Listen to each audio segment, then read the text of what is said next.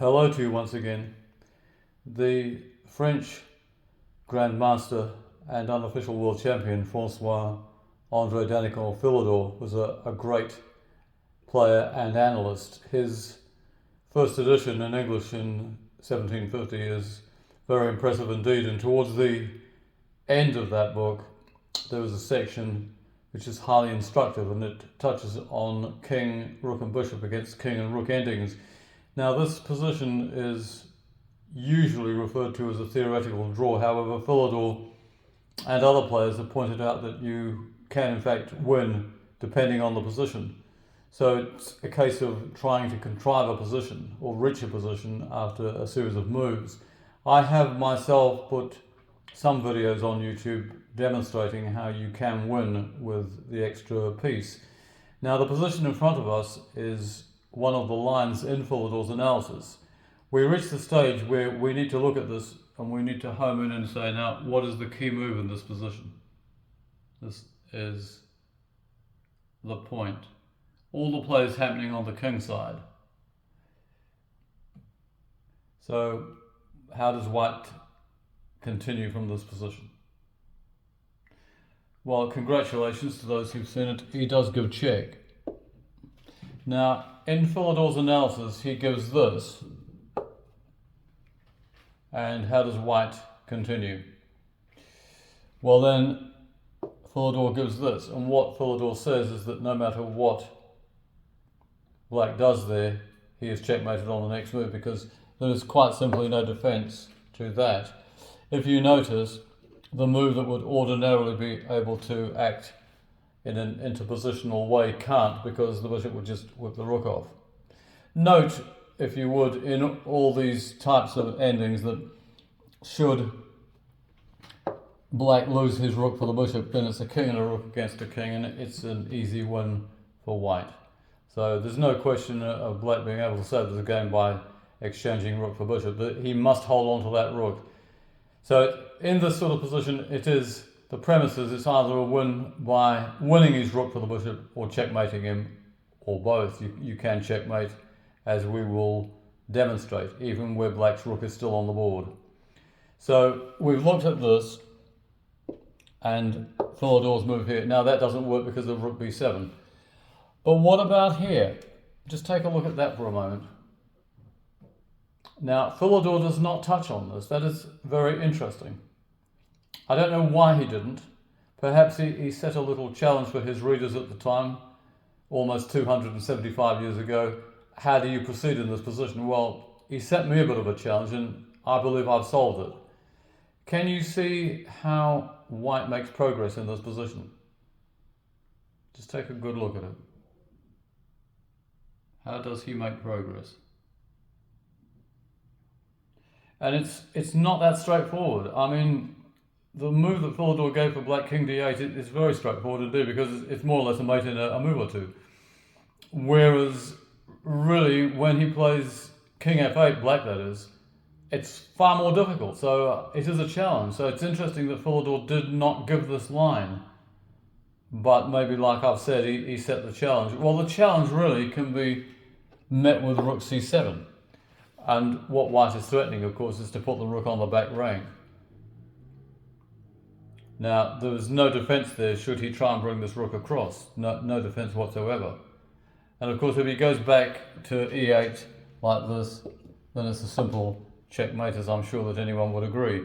So the only move in that position, this is after rook e7 check, king f8, rook c7, is to play here. Now what he's hoping for, of course, is that white will play here, and then he has the interpositional move there of rook f8.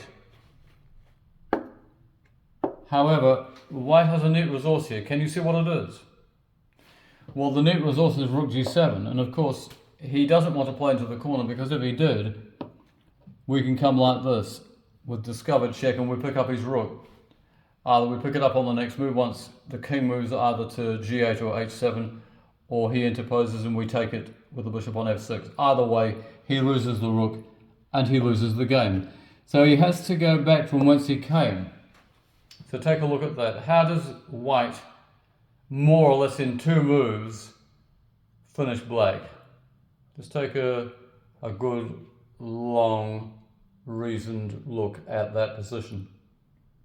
What does he do?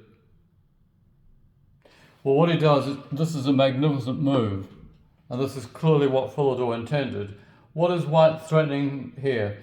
Well, he's threatening to bring the rook over. Now, should this rook move to any of these squares, let's just say this one, how does White deal with it?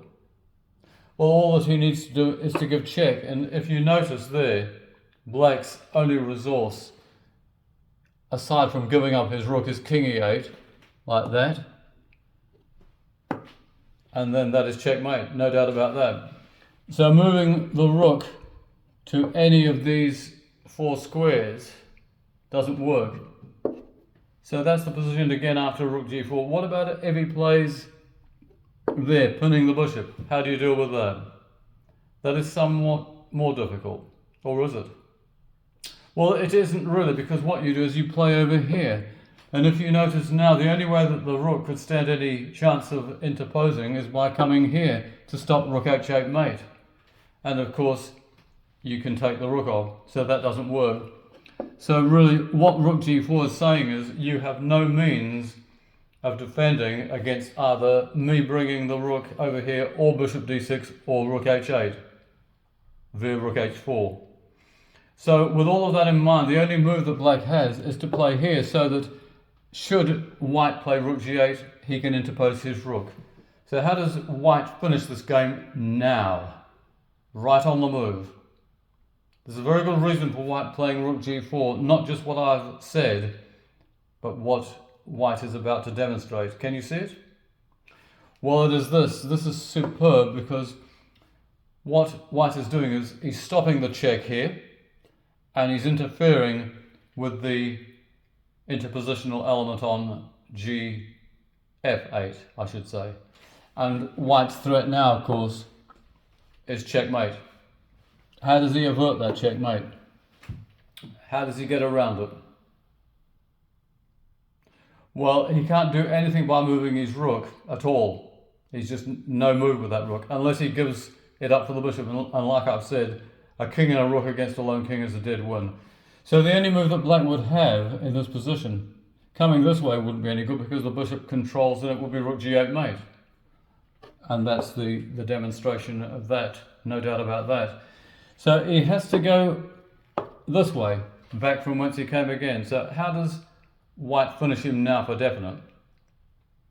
What does he do? Well, what he does here is he plays bishop h6, and if you notice here now, the king cannot take flight on g8. There, he cannot get away with that. He's in check. He must move the king. Where does he put it? Well, he has to put it here, and then, yes, rook g8 check. He has to interpose, and isn't this a nice way of finishing it off? Like I say, you can inflict checkmate while the rook is still on the board, but now it's no longer on the board, and that is the end of this game. That is a superb piece of analysis by Philidor. That is undoubtedly what he intended, and I trust that you enjoyed that one.